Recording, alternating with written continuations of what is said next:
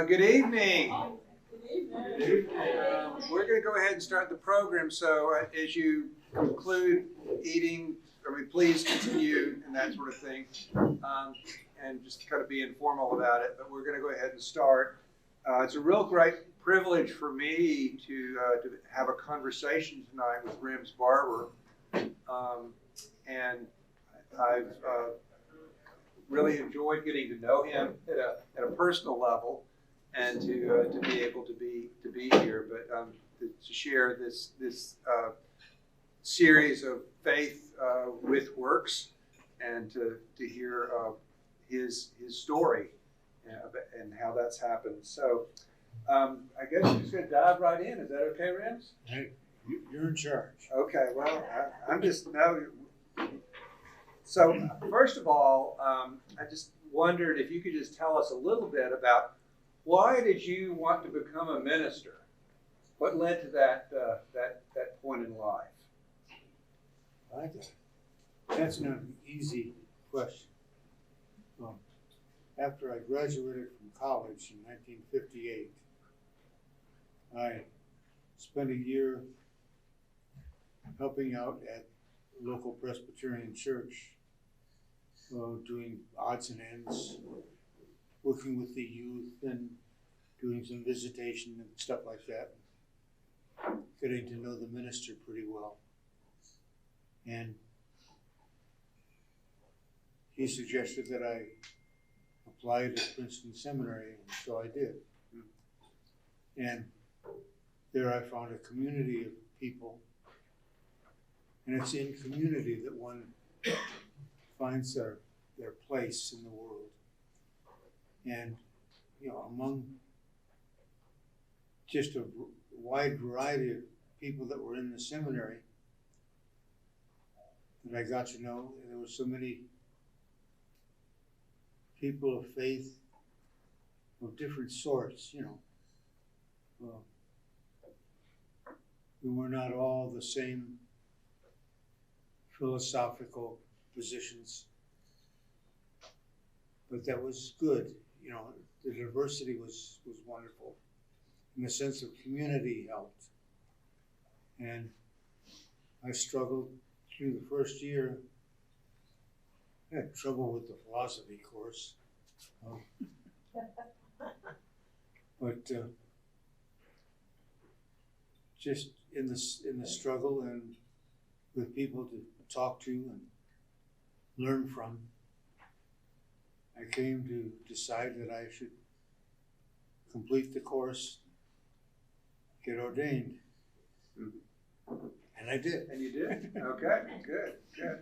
I don't know if everybody knows this, but there are 10 or 11 Presbyterian seminaries. And one of the questions that I've always been interested in is, like, why does anyone choose any particular seminary? And of course, Princeton is kind of considered the mothership of seminaries. So, and I was once told I was smart enough to go to Princeton. I didn't. But so I was just wondering why you chose Princeton. Is it because your mentor suggested it, or? Yeah, my pastor had been there. Okay. And suggested it. Okay. Well, that's good. It's kind of like football allegiances, among ministers. We don't have a team to cheer for, but we will. Anyway. Well, good. So after you went to seminary, you graduated. You were ordained, and where were you serving?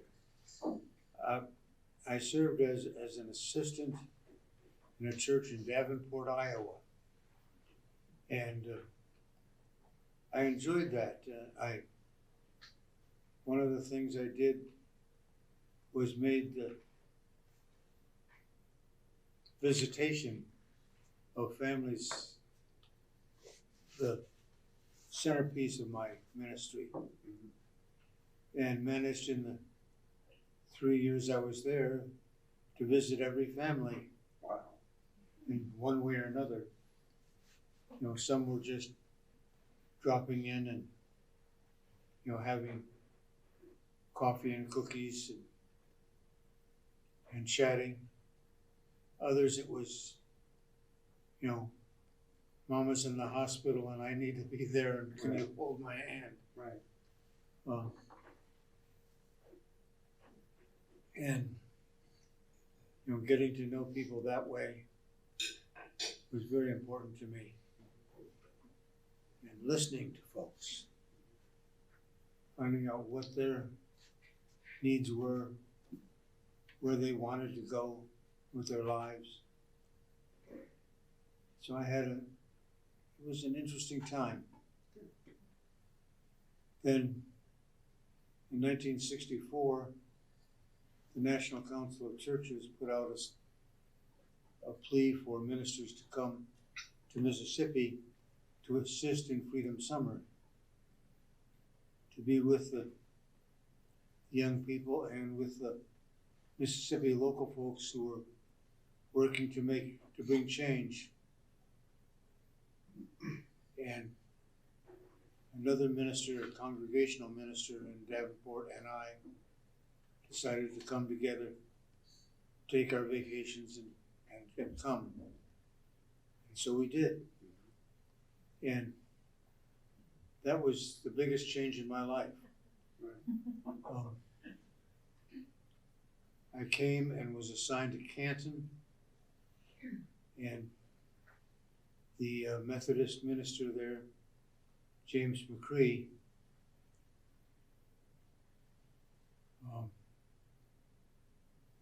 was very helpful, and I learned a lot from those people and stayed in a local family home.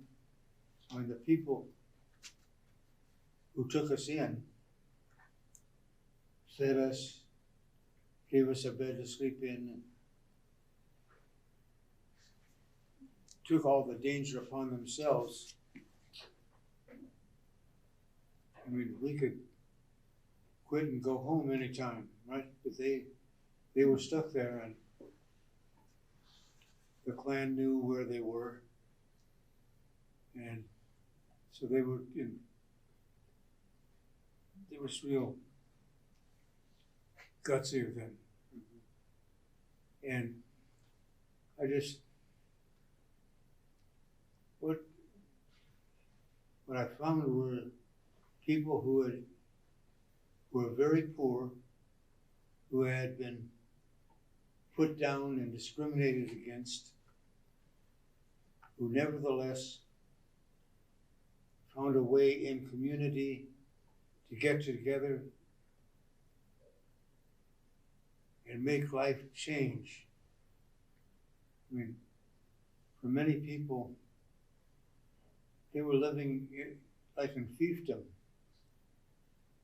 I mean, the people I knew who were sharecroppers would end up with negative incomes for the year and be told by the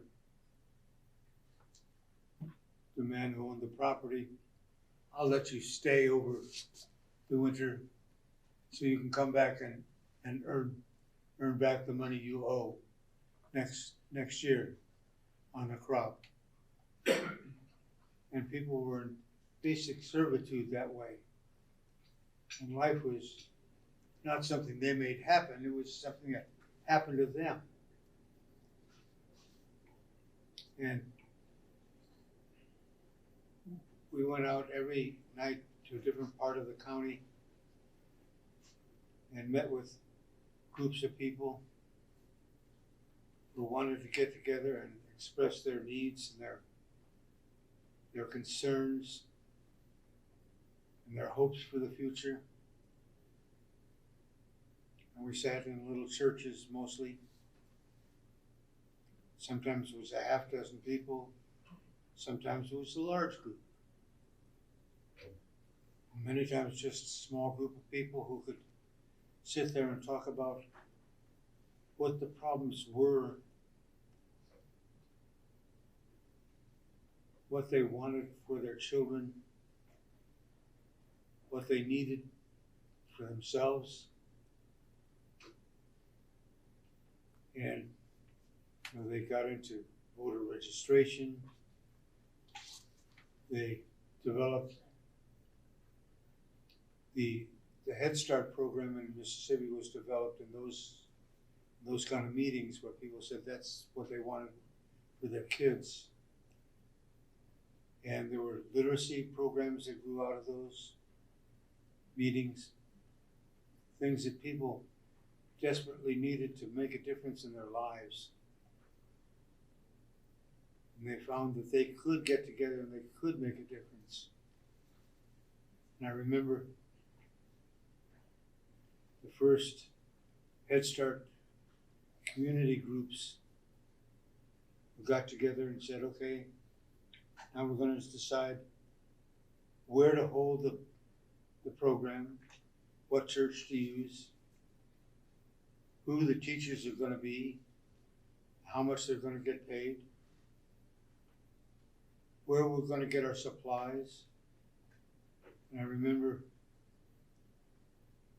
there was a big issue about where they're going to buy the milk. And the community committee in Canton said, we're not buying it from this company over here because they don't hire any black drivers to bring the supplies around. And it happened that the owner of that company was a prominent person in Canton and was trying to get people to intervene on his behalf. And they held their ground and kept, thousands and thousands of dollars that they controlled for the first time in their lives, going where they wanted it spent, making those decisions and making sure that the people who had before kind of told them what to do and where to do it had to learn that these folks were going to make their own decisions and were going to make them stick. And that just was so inspiring. Those folks were wonderful. And I learned how to follow a 20-year-old around who would say, now we're going to go do this. We're going to picket over here. We may get arrested and have to sit in jail a while, but don't worry about it. And learned how to just follow those people who were the new leaders. And then, you kind of had to get your mind straight. We were into white male adult privilege and learning that young people of color may not have had as much education as we had, are the real leaders, and we have to listen to them and go with them and support them and figure out what we can do to help them. And I could type and I could mimeograph and I could do things like that to create leaflets to go out to the community and that sort of thing, and be of assistance to those people who were my leaders. And that was very important. And you did that all in that 6 weeks? Yeah. And then went back to the church and said, I want to go back there. And talked to the people who put together the Delta Ministry,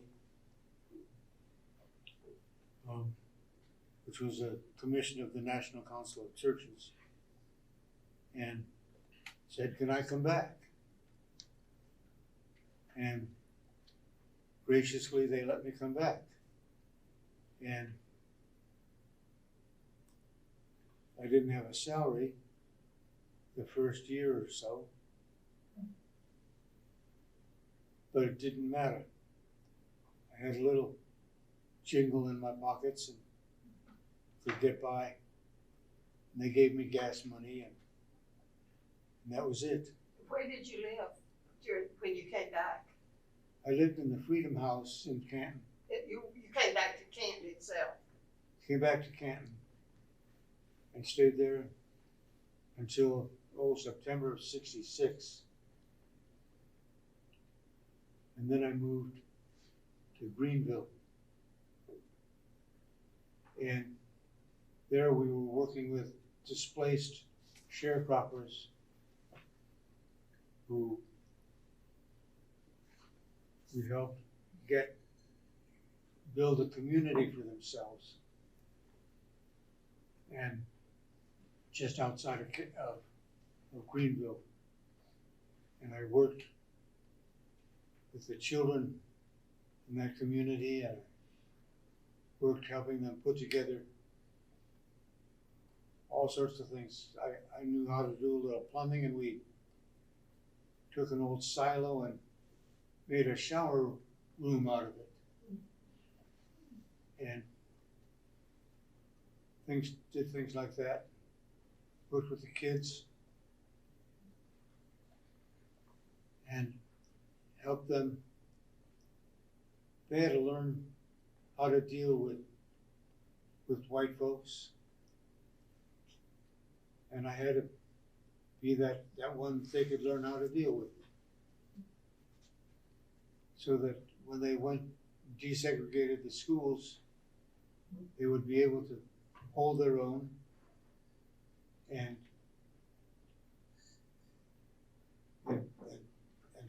feel proud of themselves, and that sort of thing. What do you think was the greatest accomplishment of that work, of the Delta ministry work? Oh boy. Well, several things.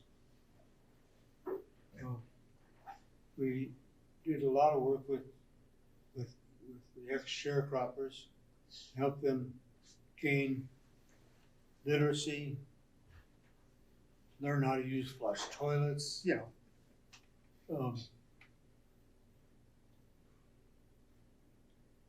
become able to get real jobs.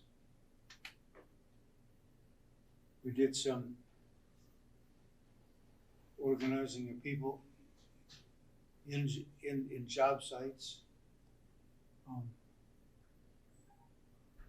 We did a lot of voter registration and voter organizing and a little economic development stuff.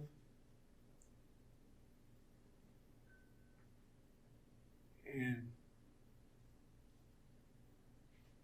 then in 1967, which was the first election year in which black people were able to vote,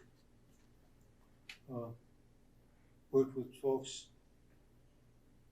in organizing their campaigns and how to make a campaign work, and got some folks elected to office. Most of them in minor jobs, constables, justices of the peace. I helped a little bit in the Robert Clark campaign in Holmes County.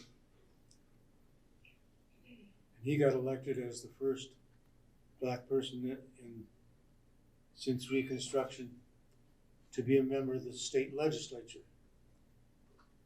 And when he came to Jackson to sit in the legislature as the only black person, he was put in a chair. Everybody in the House of Representatives had a table mate except Robert.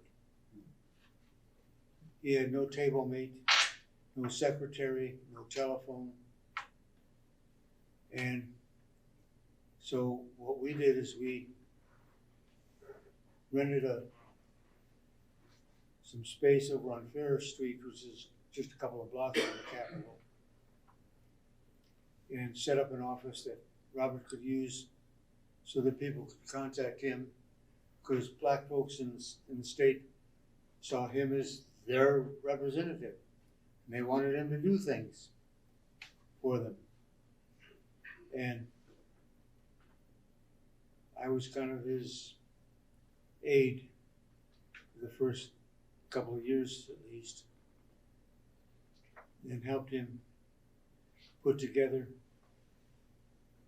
legislation and some study things. We did a serious studies of school desegregation and helped the Black Teachers Association. Because we had two associations at that time. There was Mississippi Teachers Association, which was the black group, and the Mississippi Education Association, which is the white teachers group, statewide. And we worked with the Black Teachers Association to help them in their difficult times of how to deal with the desegregation issues. Because many of them had been, principals in the black high school and were now assistant somethings in charge of janitorial supplies or something in the white school. And how to maintain their credibility in the community and how to use them as organizers to help teachers and students cope with these changes was very important to me and to the ministry. How long did that work go on? I worked till 1977, 76 or 77. And then I went to work for the Children's Defense Fund and worked for them for a dozen years. And what was it that you did with the Children's Defense Fund? One of the things we found was that, let me put it this way, there was a school district where before desegregation, the white schools had special education classes and the black schools did not. After desegregation, all the mentally retarded classes were filled with black students, and the white students didn't need special education anymore. There were a lot of problems of that type where people were being segregated within the schools. And we worked very hard on those kind of issues. We ended up putting together a lawsuit on special education discrimination. It went on for years and years and brought some sense of justice for kids who were having difficulties. We still have some. We've had the last sort of big problem in special education was that black kids who had behavioral problems were viewed as disciplinary issues.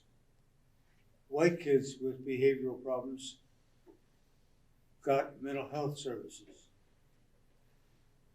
in special education. And I tried to overcome that so we could get problems identified and get to the root causes and get them into areas where they could receive some sense of justice. So that was one of the main things I worked on. But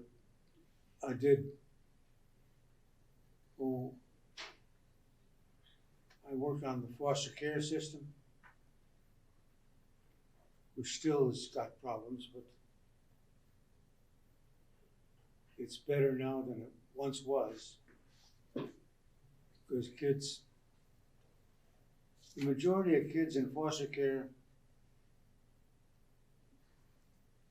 came not because they were abused,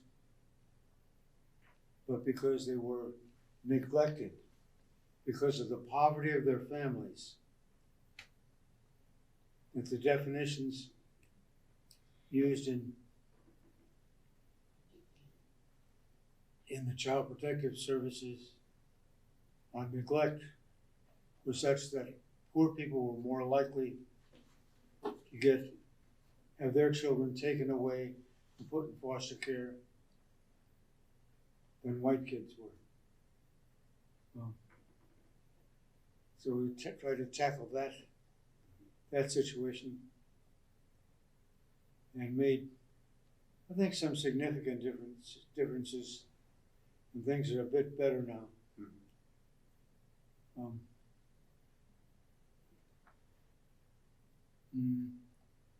See, what else did I do in that area? We did school discipline issues.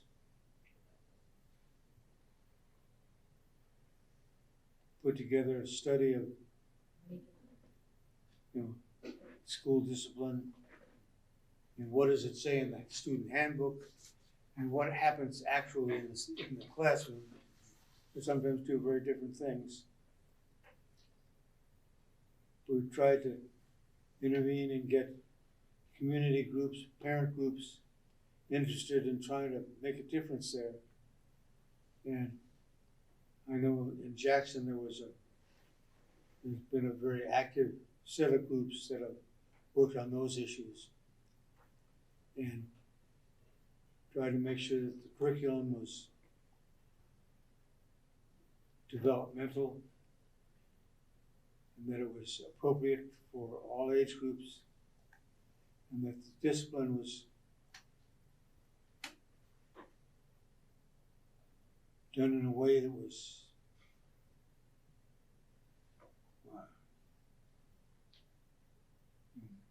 appropriate. And the typical problem I remember would be a kid who was slow in reading and would tend to be by junior high or middle school, whichever it was, a year or two older than many of the kids in the class. And at the end of the day, the teacher would say, okay, for tomorrow, why don't you open your books and read overnight chapter such and such, and then we'll do something on that tomorrow. And the kid who was slow would say, oh shit, I can't read that many pages overnight. And the little white girl who sat right in front of him said, teacher, he said the S word. He was sent to the principal's office, given a 3-day suspension and never came back. And I remember going to the Jackson school administration and saying, okay, talking to their statistician and said, okay, how many kids got 3-day suspensions last year? And he goes in his computer and says, 723, whatever the number was. All right, now, on day 4, how many kids came back? She said, I don't know. We don't keep a record of that. And so we worked with them to try and get the people who were supposed to, work on kids who aren't in school, to get them to come back and assign them to, on day 4, visit every child who had a 3-day suspension. And talk to the parents and get that kid back in school. I thought that was a very important thing to do.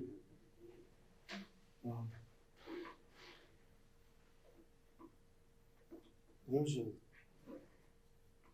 kind of things we worked on. We got the kindergarten bill passed, it took 12 years. No, 14 years. Robert Clark introduced it in 1968. William Winter got it passed in 1982.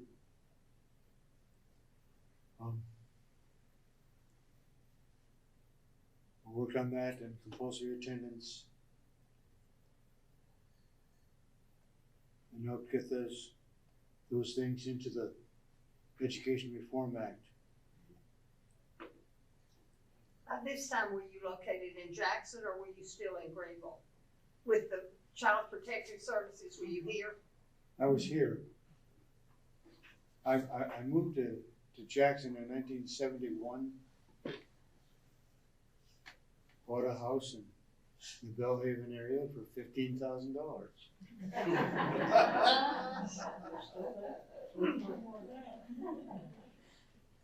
And we still live in it. When you think back on where you've been from today and when you were in seminary and serving that church in Davenport, what are the things that you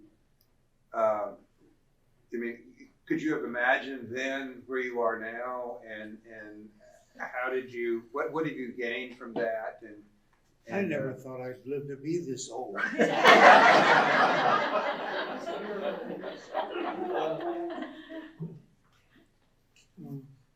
The short answer is no. Yeah, right. But the real answer to the things that happened here in Mississippi is the local people who took leadership and got together in community and made things happen. Got elected to office, developed programs that reach the needs of the community. And sometimes we had to fight our way through on that. I mean, Head Start, the Presbyterian Church nationally brokered the Head Start program through Mary Holmes College in order to avoid the veto of the governor of the state. And I was lucky to have served both on the Head Start board and on the Mary Holmes College board for, I don't know, a dozen years or more. We had people who were, our church played a good part in all of that. Another issue of some importance was feeding people. We had a number of studies of hunger, and we were involved with some of them. When Bobby Kennedy came,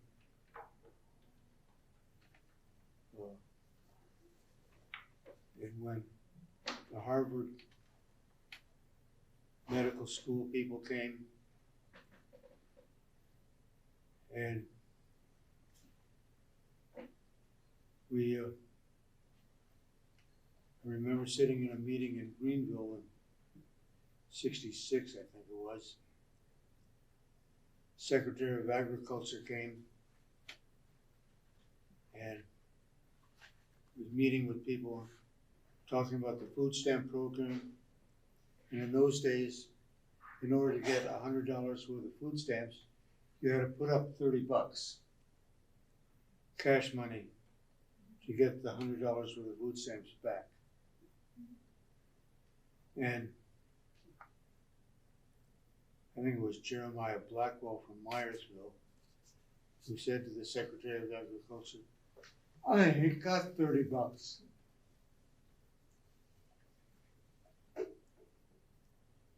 And from that time till for another 10 years, we struggled to get rid of the payment system. And finally, under the Carter administration, we were able to do that. And that year we added like 200,000 Mississippians got food stamps who hadn't been able to get them before. We were able to feed that many people. And similarly with Medicaid, when it came, the children on welfare got Medicaid, their mothers did not. And we went to court on that one and finally won and got the mothers on. And then we tried to get the pregnant women on, get them Medicaid eligibility. And then expanded that and we added 500,000 people to the Medicaid program who never had health care before. Yeah, proud as hell of that. So in the long process, people who came with their problems, and we figured out how to find a way to lobby to get things changed so that they could get the food or the medical care, or the education that they needed. Mm-hmm.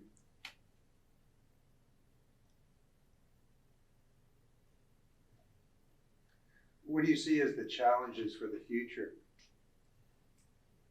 Have mercy. I mean, we have tried to get Medicaid expanded so that it's based only on family size and income, not on categories, so that anyone who's poor could get Medicaid. The governor and the Speaker of the House don't want to do that and have blocked it. That's something we'll keep on doing. Last year we tried to get an extension of Medicaid for pregnant women who, once they have their child is born, currently only have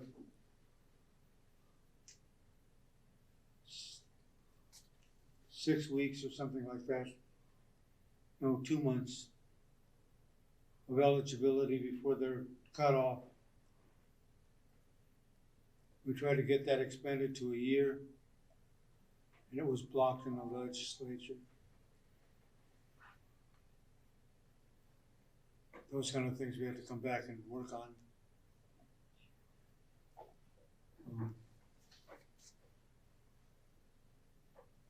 Fully funding the education budget would be nice. We're now every year about 200 million short, 250 million short of funding the needs of our public schools.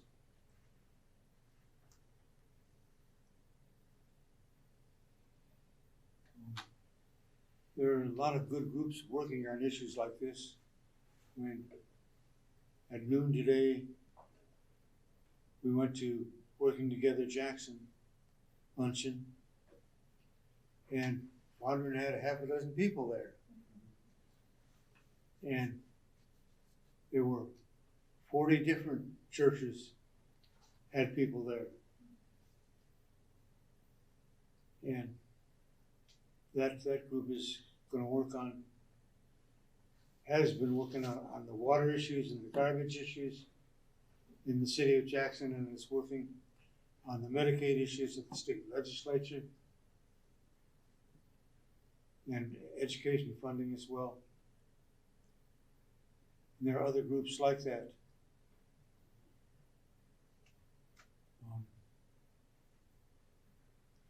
We have, people are still discriminated against one in a lot of different ways.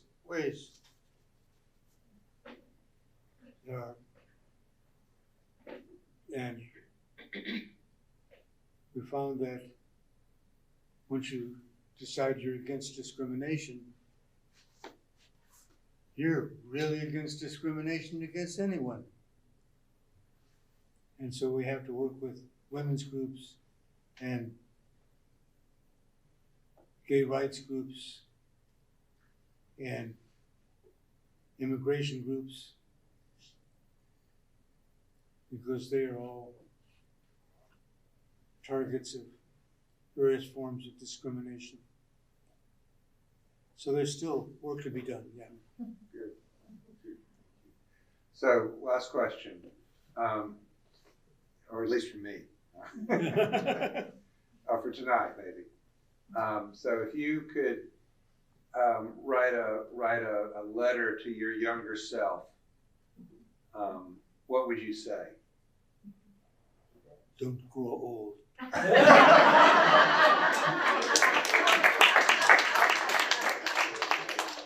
Thank you. I ought to be 80 again. Maybe we'll take a few questions. Troy? Hey, thank you so much. In view of the $200 million shortfall that we have for funding education, I haven't heard any more talk about, not lately at least, about doing away with state taxes altogether. Do you have any idea where we are with that? I mean, if we're not taking care of what we've got, and we're gonna try not to have taxes. My understanding is that the Speaker of the House is still of that sort, that he wants to get rid of the state income tax, which many people don't pay anyway. Don't bring enough money to pay. But it's something, But it's a significant part of our state budget. And I think we can block that. But that's something we need to work on, yes. And I have a follow-up question that's very much related to that. We all dying to know how you met Judy. He said, how did you meet Judy? Oh. That's a long story. It's a wonderful story because she's the blessing of my life. Right now, she's my seeing eye wife.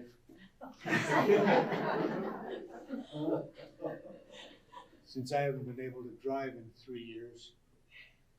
Maybe on another evening we will have Judy tell us what life with Rims has been like.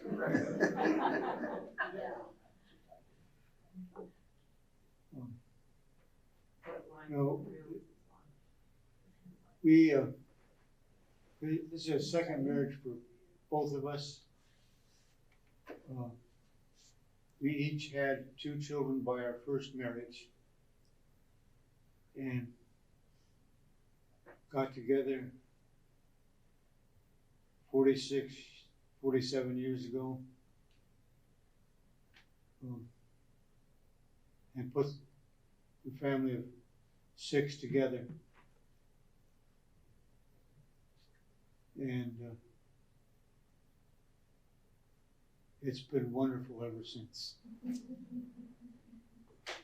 Jane, I add that when I worked in the health department, we had the social workers in the health department send in a story of the cases that they were working on, and one that they did a good job, but the other one was oh, there's a system problem here, that just isn't working. All those system problems went to Rims down at the state capitol, because he started a group to monitor the state capitol, Human Services Coalition. And they would watch for any opportunities to work on those systems, if they were mental health or foster care or Medicaid. And he had real stories. He'd go to a legislator and say, you know, in your county, in your city, in your county, this is going on. No, I had no idea. So the stories were very important to get full circle. Well, good. Do you have anything you want to, any final words you want to impart to us?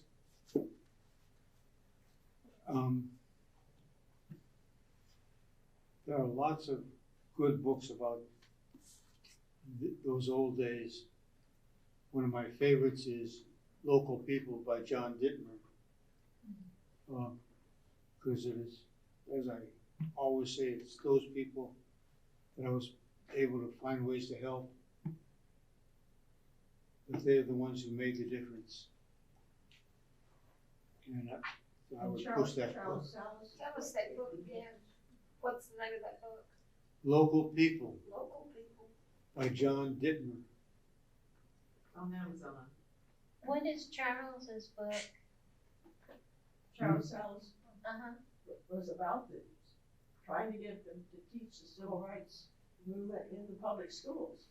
That was a long legal struggle, and finally did get it on the bookshelves in the library in the schools. And that's when Bill, our son, was in junior high. But it took lots of time. It took legal action to make things happen. It was a middle school history book that they tried to get adopted, I see. and it never was fully adopted. And the name of it was Conflict and Change, is that? Yes. That's a good history book. I think we all want to thank Rims and Judy for coming tonight.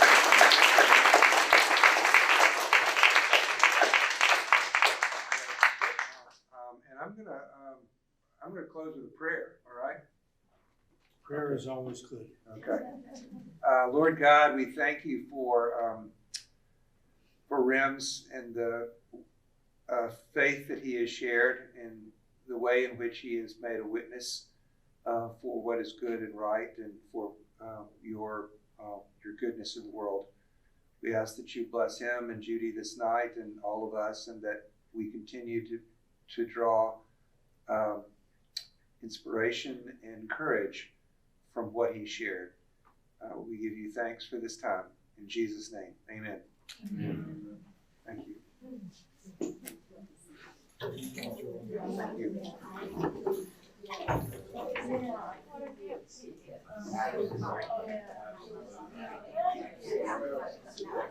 Follow me back.